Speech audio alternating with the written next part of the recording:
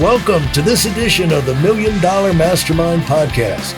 This is where we pick the brains of high achievers from all walks of life and get their hard-earned, real-world insights on winning. I'm your host, Larry Weidel. 7 years, you had progressed up to where you joined the gig, then you're in Supermax. And so you made the big leagues really big. And so what was your reputation? What was your title? What was your title was shot caller, but how much power did you have and influence and what authority did you have when they shut you down and sent you off to Supermax? Well, I was in charge of all the hits of any kind of violence. For what area? For the Los Angeles area, for the for the entire Los Angeles area. In particular, the Rampart district, which was known. Let me paint a picture here. The Rampart district of Los Angeles.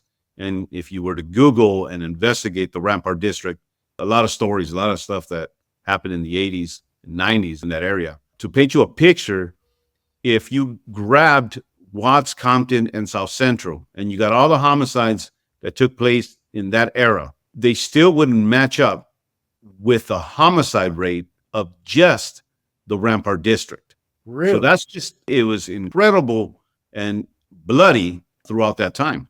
It was just authorizing hits, people to be taken out. That must have been a full-time job for you. Well, green light, talk about it in the book. Green lights are essentially a note that would be carried and co-signed by me to have somebody beat to the point of almost death. Those were other responsibilities that a shot caller would have. You also had all the capability of all the prison shanks. First book, I speak about sleeping with 13 prison shanks in my possession. So there's a lot of stuff that goes on that the public doesn't know. I look back as an adult, as a Christian, and kind of just shake your head because you can't believe that was at one time your reality. This is what your life looked like. Well, just so people know what goes on the other side, how much of a case would people have to make to you before you said, okay, take him out, shoot him? Well, it depends. It depends on a lot of things. Again, the shot caller doesn't just you're responding to other people as well, and other people are involved. So it's not just I couldn't just sit there and go, that guy, and it's X amount. Again, that's like a movie thing, right? There was a panel of others that needed to sit around with you and make a logical and sensible move on someone. And so that had to be understood and interpreted by everyone else that you weren't out of control. Otherwise, they'd take you out. That's, I guess, why you were in that position. They felt like they could trust you with that responsibility. Yes, absolutely. And so, baddest of the bad, and you get up to shot caller status in Supermax, like you said, you had all those shanks. Yeah. So they had that respect for you there as well. Isn't it interesting, Casey, where we feel like one of the things about tragedy, about people missing out in life is they don't know what they're missing out on, that they can change and what's possible. And then they don't know, the other thing is how great it would be if they did change. But a lot of people are just totally unaware of the capacity for change in a human being. I agree 100%. Today in the life that I live now, I fly first class and all over the country, right? For someone that had never flown before, I was 46 when I took my first airplane flight to DC on a White House invitation. That first flight was not first class. It was, Southwest, the middle seat. I thought it was the greatest thing that ever happened to me. I was thrilled. In the second book of Okay, I Will, there's a full story, and it's quite hilarious, funny, on how my take was sitting in an airplane for the very first time at 46 years old. I thought they give you soda and peanuts for free. That's amazing, right? That was because when you don't know, you don't know.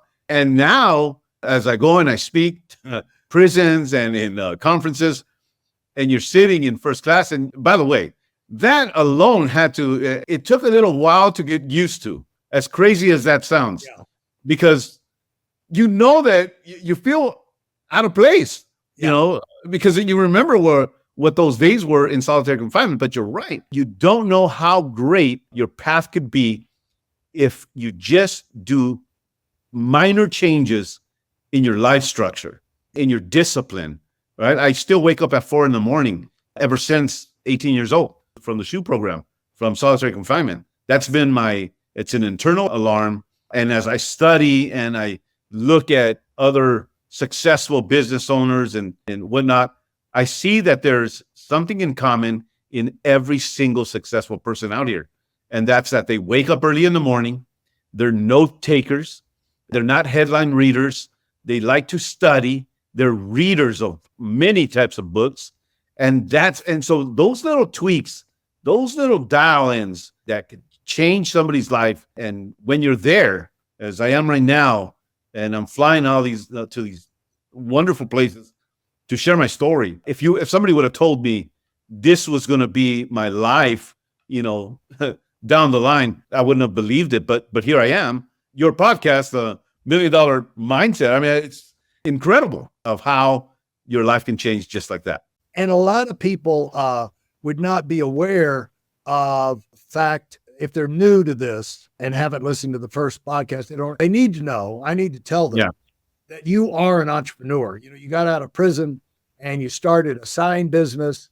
And, from the sign business, one of our mutual friends came along and got intrigued with your story.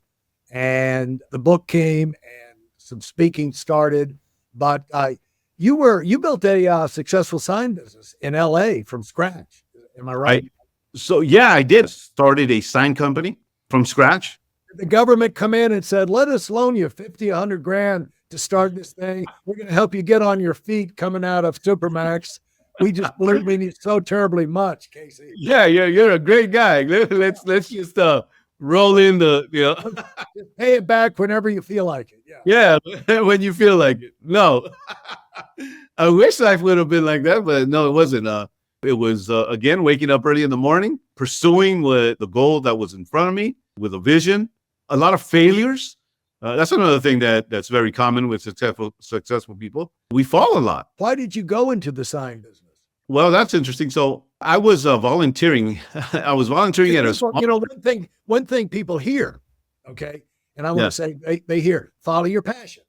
And then you'll also hear, because you're going to put extra time and energy and effort into whatever you're doing to be successful. You got to do above and beyond, especially early, to get good at it. And if you don't like it, you're going to resent putting that kind of time and energy in. On the other hand, I just heard something last week where a guy got on Instagram and he's saying, billionaires speak at colleges and say, every single one said, follow your dream. He said, the worst stupid advice you can give, because follow your passion, it seems like I'm going to become a, something stupid you can't make money at. But the deal is there's a balance in it. And the billionaires, thing is, the guy who was saying that the billionaires were wrong was not a billionaire himself either. So he didn't really have the right to say, that's the worst advice you could ever get. Follow your passion.